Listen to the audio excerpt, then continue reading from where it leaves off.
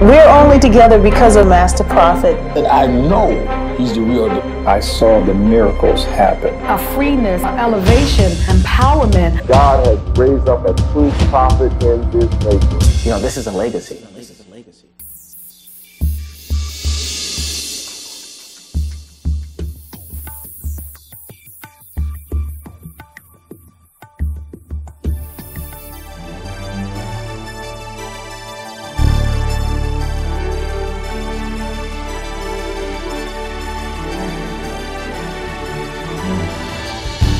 On June 11, 1959, in Brooklyn, New York, at 1:10 in the morning, a child was born. With his first breath, Bernard Jordan began his prophetic journey.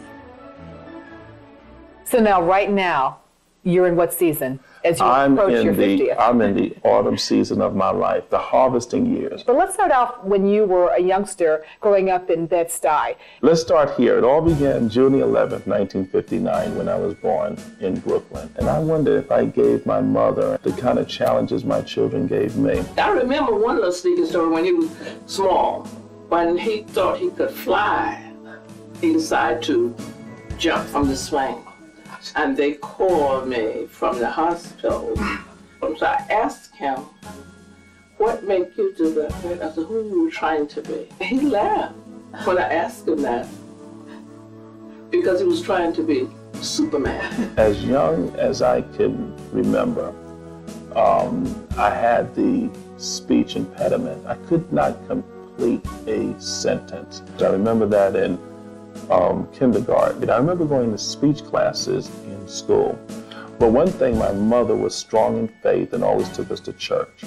And I would get in prayer lines, and I would get in prayer lines for my speech, that God would heal my speech. And by the time I was in the second grade, it's like it's lifted. All of a sudden, it stopped. Someone who said to you that you're going to become a preacher. On March the 21st, I was in a service on a Friday night. And during that service, I said, God, if you tell me what I will be tonight, I'm sitting in the church, if you would tell me what I'm going to be tonight, I will dedicate my life to you. Walked around to give an offering, and the preacher out of nowhere, I'll never forget, Bishop Rouse, pointed and said, young man walking down the aisle. I turned around. He said, yes, should. I said, me. He said, God just told me to tell you, you are going to be a preacher. And I said, wow. I said, God, I'm 15 years old. And that night I got on my knees, dedicated my life to God. And then 1 month later, God appeared to me in a dream and said, you must prophesy for me. I didn't even know what prophecy was. And from that moment, I started prophesying, and then I became known as a prophet in the body of Christ.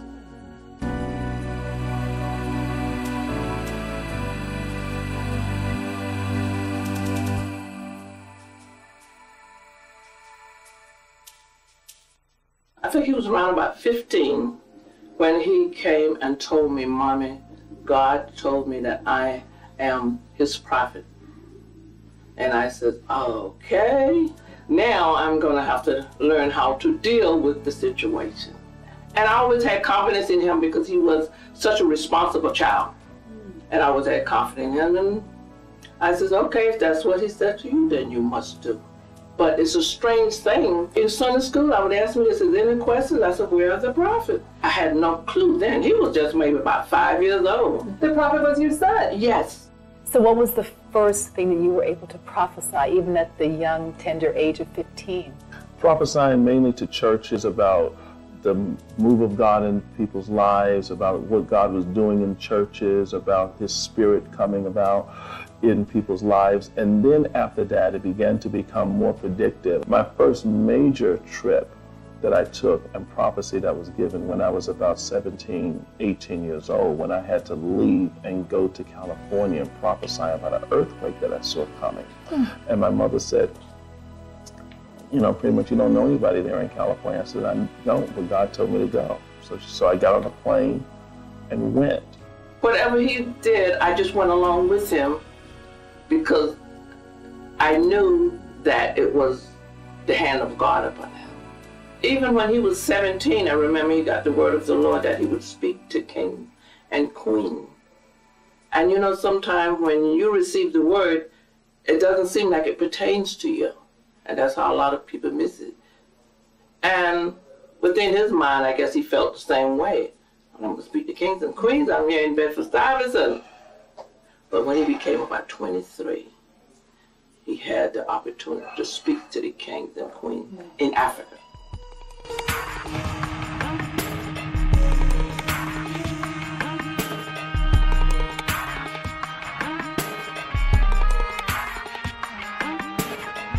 Interesting that I had the challenge with my speech, I had the challenge with my feet, and these were the two vehicles that God used for me to take the prophetic message into the world and travel, and to also speak to kings and congressmen and senators. So this has just been a real powerful journey as I begin to look back and reflect that your greatest challenge will come your greatest opportunities. He's a family man. He's a man that's concerned with the structure and the upbuilding of the family.